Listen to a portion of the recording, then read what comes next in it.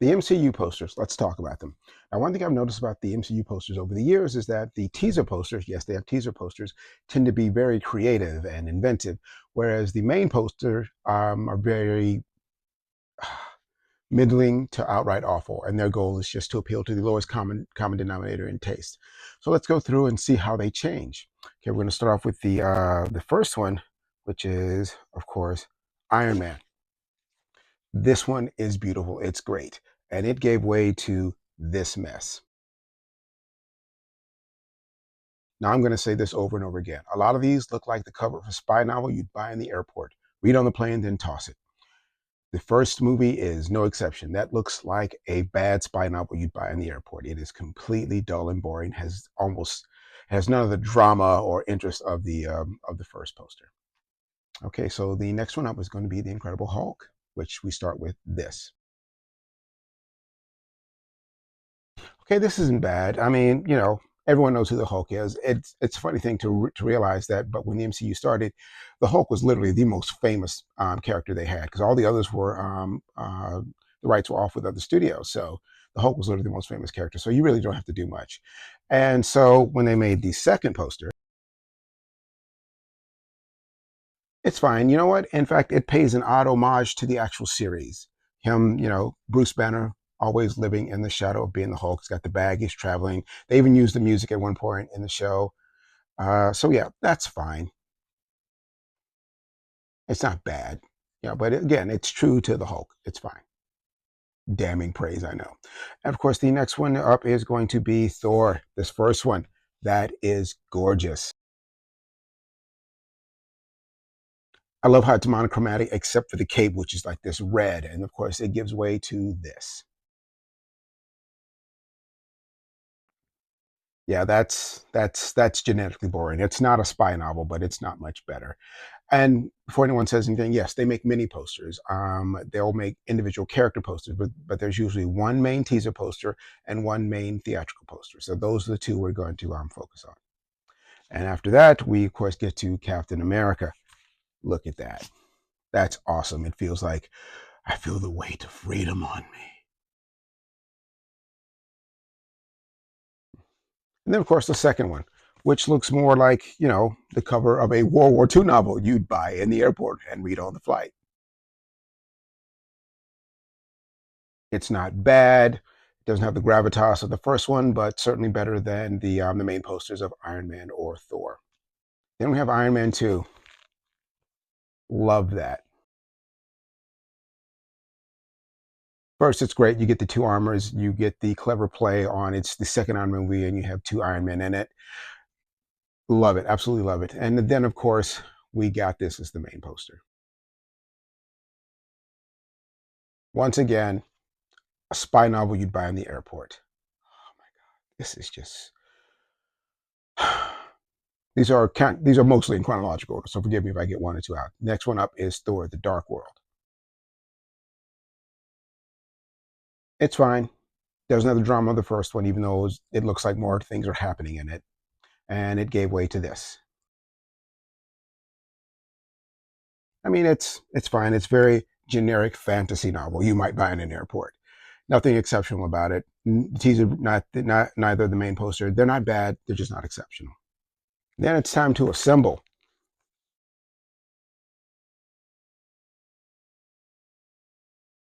The thing is, all the teaser posters for the Avengers movies all have the A in various like forms or typeface. That was the first one, and it gave way to this main poster. This is absolute crap. This is the worst piece of Photoshop crap you will ever see. It is trash. It is garbage. Oh my God. It may be the worst MCU poster. Though that may get worse. Right now, it's the worst MCU poster we're seeing. How to Make $1 billion. It was despite this crappy poster. Next up, Captain America, the Winter Soldier. Look at that.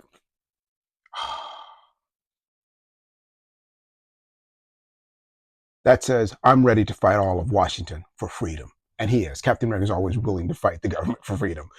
But this is the main poster because you got to show your stars. And again, it's a spy novel. It's just a spy novel. You got your jets and your spies, and Nothing even remotely interesting about this at all. It's, yeah, it's super generic. Not bad, but super generic. Next up, Guardians of the Galaxy. And this looks fine. I actually like this. It shows it's simultaneously confident in their product, but at the same time, it was released in August, and the blurb telling you all the other shows they did shows they're letting you know that trust us. And then we get the main poster. It's just Star Wars. It's just Star Wars. You could say generic science fiction novel you'd buy at the airport. Yeah, there's nothing even remotely exceptional about that. And now we're up to Avengers Age of Ultron. And again, we get the A, but done in like an Ultron font, followed by maybe the second worst poster we've seen so far. Oh my God.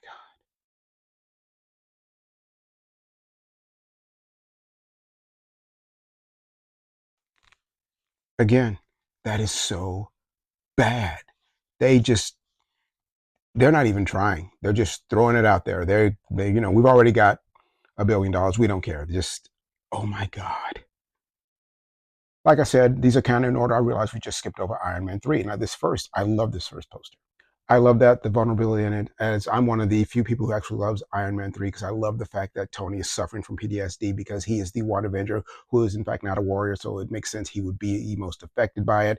It also justifies keeping Robert Downey Jr. out of the armor to show his movie star face to sell it, and then you get this as the main poster.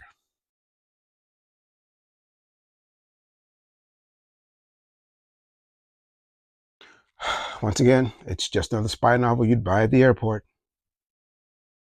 Just happens to have some armor in it. It's super generic. Now we're up to Ant-Man, and I love this poster. It's perfect. It's very silly. They did variations of this. You would see him on Thor's hammer. You'd see him on Iron Man's armor. You see him on Cap's shield. But that's my favorite. Just that little man. I think it would be a little bit better if they had like a giant magnifying glass over him so you could see him. But yeah, I like that. And of course, it gave way to this. Back to generic spy novel you'd buy at the airport. In fact, one of my joking names for Ant-Man is Little Iron Man because it kind of ends the same. Bald villain gets a war suit to fight the hero in another war suit. Super, super. I mean, you got that clever poster, and that's the best you can do. This generic stuff. Like I said, these are like the main posters tend to be for the lowest common denominator of goer, movie goer. Next up is Captain America: Civil War. No, the posters were crappy. The movie was crappy. The stories that was based on the comics were crappy. So we're going to skip it. So we're going to Doctor Strange. Love this first poster. That's a gorgeous poster. That's in fact that's basically a fan poster. That's for fans, people who know who the character is. Everyone else is like, huh? And then you get the main poster. Yeah, I guess that's fine. I guess sorta. It's at least it has elements of the film. It's not another generic movie poster. Now we're up to Guardians of the Galaxy 2. I love this first teaser poster. It is great. And the second poster, the main poster, is fine. It's again Star Wars, but with a little more flair to it, very like kind of retro 80s, which we'd see again later in the Thor poster. Loving whatever. I wish Guardians of the Galaxy 2 was as good as that first teaser poster. I hate that movie. In fact, Guardians of the Galaxy was just on recently, and I was watching it because it's good. I've forgotten how much I hate the damn Nebula story in Guardians of the Galaxy 2. Suddenly, I wanted a sister. Again, pulled that relationship out of his ass. And it made me angry all over again. But I'm going to be hopeful for Superman. Now up to Spider-Man Homecoming. This poster actually came about from what happened on set.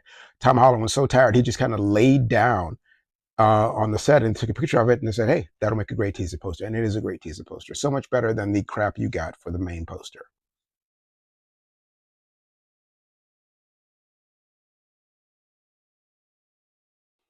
Yeah, you're going to see the Spider-Man main posters rival the Avengers for god awful posters. That is crap. And now we're up to Thor Ragnarok. You can see the teaser poster is there's a theme in the teaser posters. It's like just kind of Thor looking pensive by himself. It's kind of the antithesis of the first one, which is very monochromatic, except for the red in his cape. Here, lots of brilliant color. It's fine. Not as good as the first one, but it's fine. And but the main poster is much better. You've got everyone in it, but at least there's a thematic design to it all. It all comes together. It's fun to look at. So yeah, these two are fine. The main poster is actually better than the teaser poster.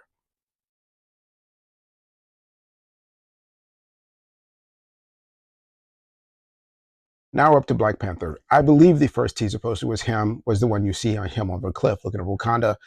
And as you see, the second one, borderline spy novel you buy at the airport. A lot of floating heads, but at least has the kind of thematic design of Wakanda in it to keep it a little bit interesting, but it's not exceptional.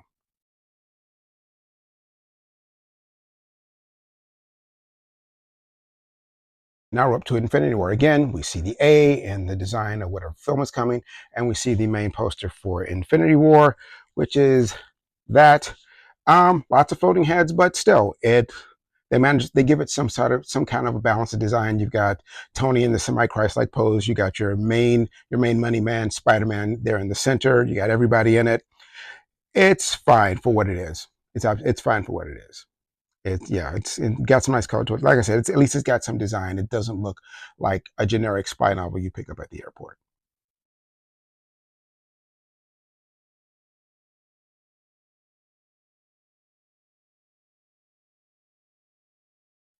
And now we're up to Ant Man and the Wasp. Again, you've got the two of them for the teaser poster, very small, still funny to me, still like it.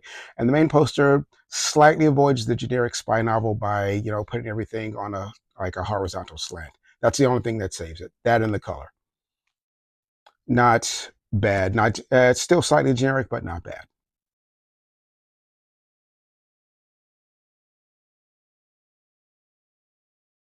Up next is Captain Marvel. Now, this is not bad. It's not bad. It's just not that interesting. It's her standing in a hangar. Granted, her hands are glowing. It's suggesting something, but how do you know this is a spacefaring superhero? She should at least be off the ground. And the main poster, again, not bad, but it's like half space, half jets. No, it should be all space. All space. When people say that, oh, that's going to be some sort of science fiction thing. This could be Tom Cruise and Maverick. I no, it they're not bad. The teaser just isn't all that interesting, and the main poster is just kind of generic dull.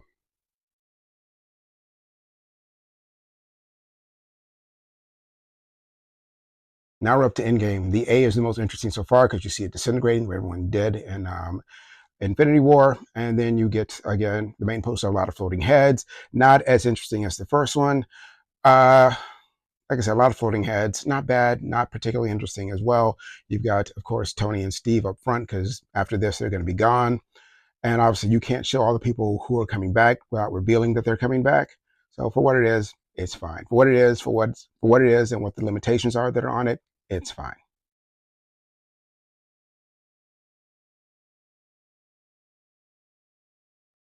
Next up, we've got Spider-Man: Far From Home. The first poster is great. The Spider-Man mask with all the stickers from various locations, great. Main poster rivaling the first two Avengers movies for absolute crap. The first two Spider-Man movies and the first two Avengers movies are absolute crap main posters. This is garbage. They didn't even try. Oh my God, it's Spider-Man. I know he's the most popular, most profitable superhero on the planet, but still, try a little. Oh my God, that's crap. That's crap.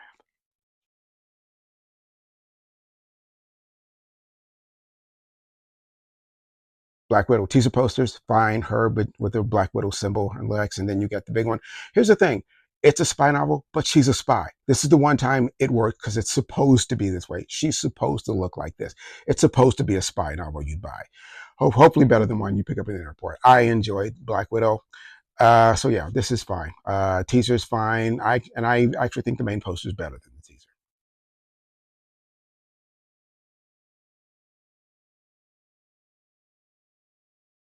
Next up, Shang-Chi and Legend of the Ten Rings. Teaser poster's boring. Main poster's boring.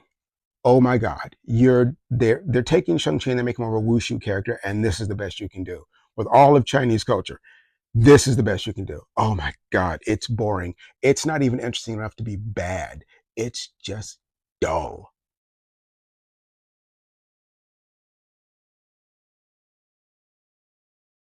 Speaking of dull, Eternals. First one, Actually, it's kind of fine. It cultivates some mystery. You don't know what this is about. You see the big flying spaceship, people on the ground, but then you get to the main poster, and it's a bunch of people on the beach staring at you don't know what. If there's one Marvel movie that needed to look like something interesting, maybe like a spy novel, this could have used that. Anything other than a bunch of people standing at the beach. As far as floating heads go, it could use that too, especially when two of your floating heads are Salma Hayek and Angela Jolie, who are famous. You need all the help you can get with this concept. Oh my God, it's just, uh, they're not bad, but they aren't interesting in the slightest.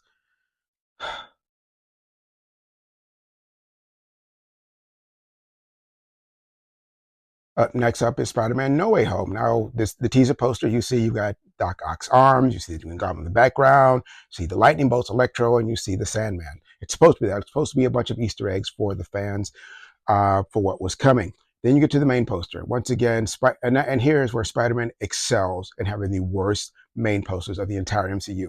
Again, that is absolute crap. Now, granted, they got better because once everyone found out that the other two Spider-Men went in it, they could add them to the posters and make them interesting. But before that, just him and Doctor Strange. Oh my God, so boring, so awful. That's the best they could come up with. Oh, the worst.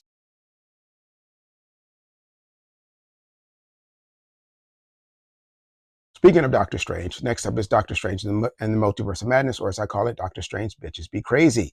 Because unlike other heroes who suffer enormous tragedy and come out stronger, bitches just go crazy. First poster, fine. You see it's given a little horror aspect that's coming from Sam Raimi. Then you get the main poster.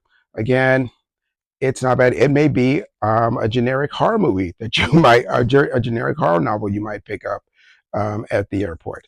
Scarlet Witch front and center. You don't know if she's good or bad yet. Now, again, just kind of like everyone around it. Generic, but not awful. It's not spy novel awful. But yeah, not all that interesting. Better than the Spider-Man one, though. This would be better to have, Peter in like a dynamic pose with Doctor Strange behind him doing something like this. That would have been 10 times better. But no.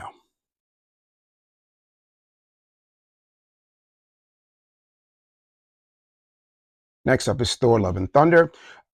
First teaser poster is Thor off on a mountain by himself with a t-shirt. It's fine. A little. It's if anything, it lets you know this is going to be fun. Then you get the main poster. Oh my God, it's so pretty. I want to see the movie that this poster is for because that crap they put out is not that. But this poster is gorgeous. It's like it's 80s gorgeous with the sheen and everything. Fantasy novel from the 80s gorgeous, like the Del Rey paperbacks you would see back when we read books in paper form. I wish that movie was as good as this main poster.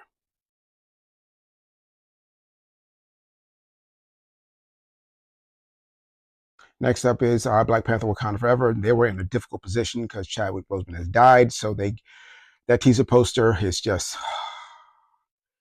getting you in your feels because you know he's gone. And main poster's fine. Again, floating heads. We're coming close to Derek's spy novel, but the reflection of Namor at the bottom gives it a little something to it. It's good. Not exceptional, but it's good. Not spy novel, generic or dull. It's fine. And I know they didn't want to reveal that Shuri becomes the Black Panther. You might have wanted to let that go so we could get a more interesting poster, but yeah, it's fine.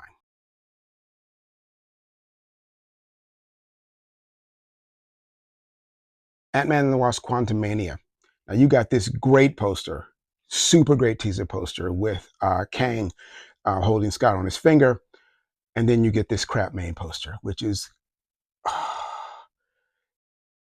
it makes the first one, which was a generic spy novel, look interesting. It's so bad.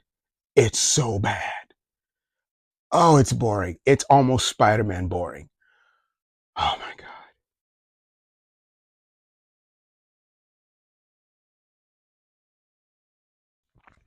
Now we're up to Guardians of the Galaxy 3. First teaser poster is them from a faraway shot. Again, just a casual confidence in what they have to offer. They know you know, so they don't have to try hard. And the main poster, again, is just them kind of laying about. Again, complete confidence in the product they have to offer. They know you know, they know you're going to like it, and I did like it. So yeah, it's not generic. I like the whimsical nature of it. They're both good. but nothing has equaled the teaser poster for Guardians of the Galaxy 2.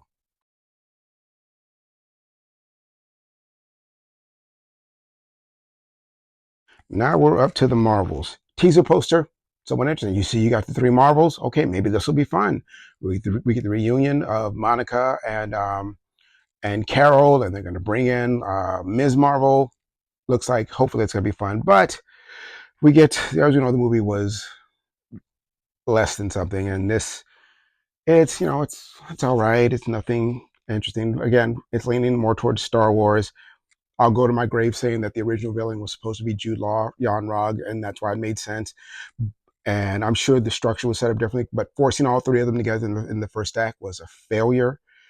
Um, Carol's been through some trauma that they don't address, and it's just, yeah, it's incredibly disappointing movie. It's just, oh my god, it's disappointing. It's kind of Brie Larson's fault. She wanted them all together. Good intentions, but we know what paves the road to hell. Good intentions. And you know what they make you watch in hell? The Marvels. Yeah.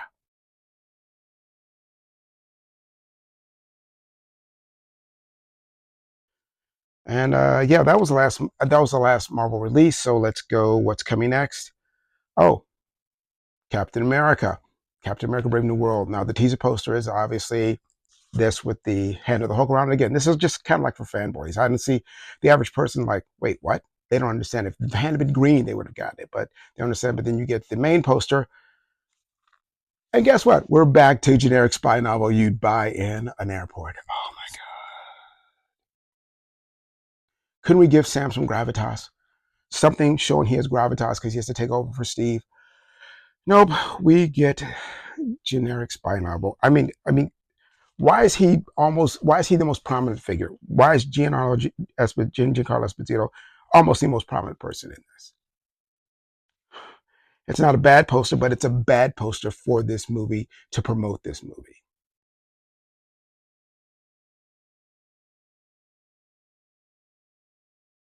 And last but not least, the poster for Thunderbolts. I love this. Great, great teaser poster. Totally kind of sums up everything. Hopefully, what you're going to see, all these disparate personalities all have being forced together, and Yelena just kind of, oh, God, I promise you, when it comes out, it's going to look like a generic spy novel. Yeah, and no, I didn't forget about Deadpool and Wolverine, but again, I don't care about that. That was just a big fan fiction movie about Deadpool and Wolverine. Just those posters were not interesting at all to me. I don't even feel the need to go into them. This is as much as you get. So yeah, that's me going through the MCU posters. That because I always noticed that the teaser posters were always great. The main posters, not so much.